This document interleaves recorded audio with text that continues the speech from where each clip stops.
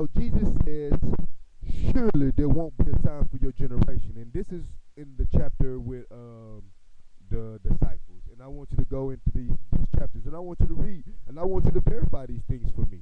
And I want you to come at me as hard as you can to prove me wrong. All right. And Jesus says, surely there won't be a sign. Now, this is a contradictory thing, and the reason that it's contradictory is because the next thing that he says is about the red clouds and all these other things. Now, if you don't believe that's true, if you start Revelations, it says about the clouds. And if you start here, you see what I'm saying? They make sense. They connect to each other. And what I'm trying to do is to get you to connect the whole Bible, so when you read it, it'll all go. Basically, there's a key word to the Bible. In order to understand the Bible fully, you need to know the key word. Now, I'm not going to tell you it now. Maybe I'll tell it to you later. Maybe when I see that your mind is ready. Because I don't believe that y'all are ready as people for the truth. Because y'all are very wrathful and angry. Y'all follow who I would like. I hate to say this about you. Please don't get mad. But it says this through the Bible. And it says everybody, especially in Revelations, it said this. Everybody, even the Creator's chosen, was susceptible to Satan. Now, the reason I'm telling you this is because if you do not realize what I just said to you, it says, I need to change my thoughts, because that is a true statement that you read in there. And it's saying to you, if I don't change my thoughts, then I am always going to be walking with Satan. There's nothing you can do about it. You say, hey man, I don't follow Satan, I don't do this, I don't do that. But I just asked you a bunch of questions. How many of you out there, raise your hand and do whatever you do, say, how many of you got gay friends and you accept it? How many things that are evil do you accept? And I want to say this to you. The disciples asked Jesus a question about Moses. And it said, Moses, his 10 Commandments, gave them because they were good at the time. He didn't say they were right. He said that they were good at the time.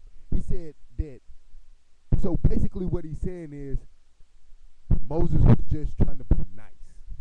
I'm not going to go no further on that thought. I just want you to lead into there. I'm just leading you there. Let the rest develop on your own. Now, Jesus also said something that you're not going to believe about Moses. Moses rose the serpent. I'm not going to go no further for you on that. Just go read, find out. This is in the disciples chapters. I also want to say something else to you, and it's about the signs. And the kids right now in their third eye, because that's how they learn. Because you wondering how they talk and all, they learn all this stuff because they are in their third eye, their spirit eye, which is the mind. The mind is the learning thing. So when you're sitting there and the kid hears you talk, his mind is accessing it, or his spirit is accessing it, because the spirit is the mind and the mind is the spirit. Now the flesh is the flesh, but the spirit and the mind are together and they're kind of connected. But the spirit, here goes the matrix thing again. If you die in the matrix, do you die in the real world? Yes, you do die in the real world. The mind cannot exist without the body. Do you understand that? Okay. Now, you're killing yourself in the spirit world. Clue. That's one step to the truth. I will not go further on it. I want you to develop that thought on your own. You said, what did he just said? I'm going to say it to you again.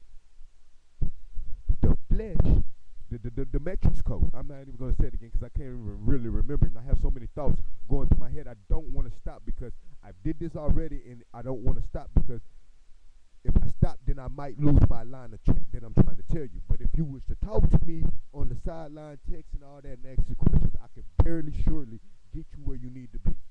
Now, the kids, since they are in their third eye, if you were to take your kid around the person or the apparition that's supposed to be Jesus, or the thing that's supposed to be Jesus, they are the most connected. They are the most connected with Father Creator because they're still in that stage to a certain age.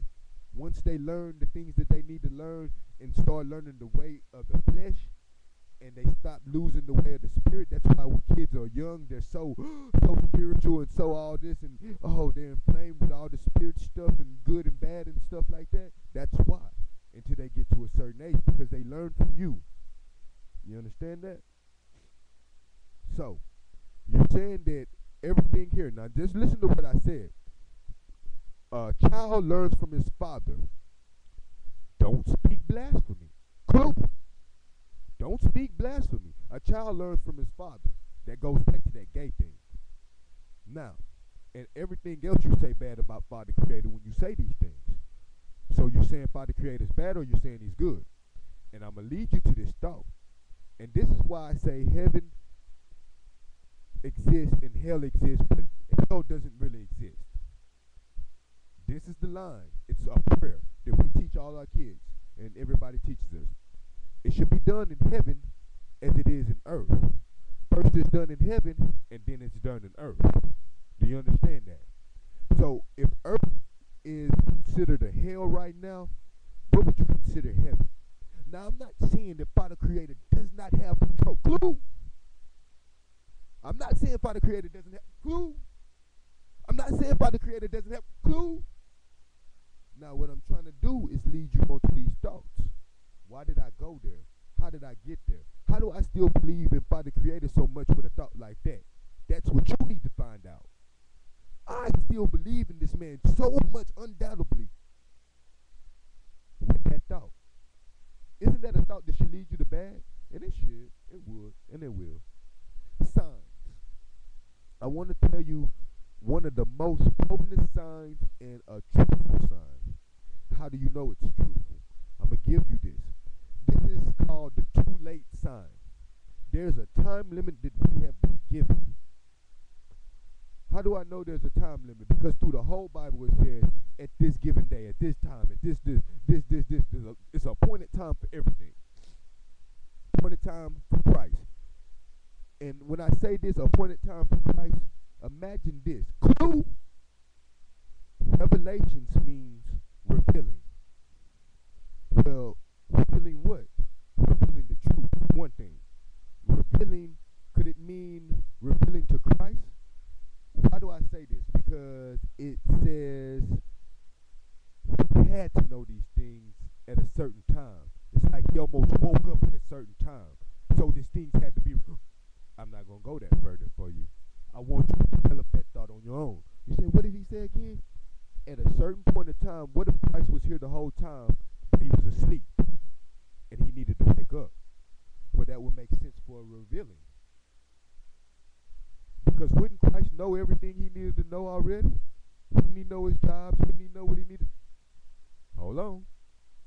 I don't want you to go too far into that thought, because that thought can push you overthinking.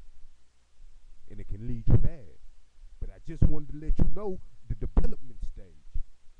So call me a computer programmer, as you say. The mind is called reverse engineering of a computer. The eyes, the reverse engineering of a camera. The ears, the reverse engineering of a phone. The mouth is the reverse engineering of a microphone. I'm trying to clue you in on some things. You say, well, that's what they say for alien technology. And I want you to get a clue too. For all you that believe in UFOs, which means unidentified flying object, which if I was in America and my enemy came out with a new flying source or a new weapon, regardless if it's flying or if it was on the ground, would it be called unidentified rolling object? URO? The only reason that this gets you so much is because everybody knows heaven is above us. Heaven is supposed to be the area of the sky, right? Because that's what it says in the Bible. So I'm not trying to take you too far off from where I was just going. So the sign I was going to tell you, I will bring it up to you, but I wanted you to share that thought. And the next one that's coming up, I'm going to bring this thought up into you, and I'm going to bring the development of stages, because, see, I'm looking at the time as I'm doing this, and I'm like, man, I got to hurry up and I got to rush. And it's making me compress all these things for you, and it's not just as good. Like I said, if you get this, if you text me or email me and ask me the things, I will send you the other video where it makes a lot more sense. It's the same thing, but it's in a better